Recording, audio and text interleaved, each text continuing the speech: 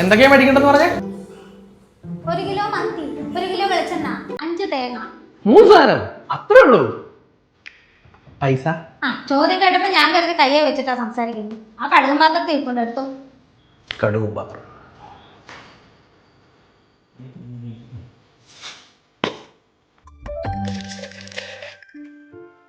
ആയിരം.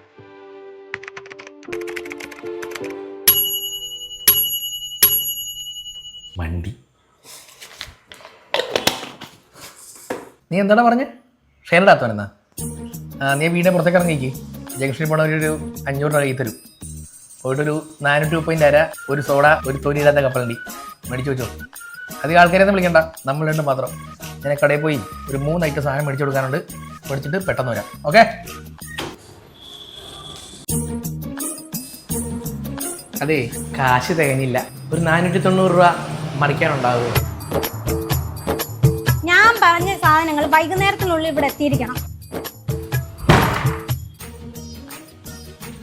നീ സാധനം മേടിച്ചായിരുന്ന? നന്നായി.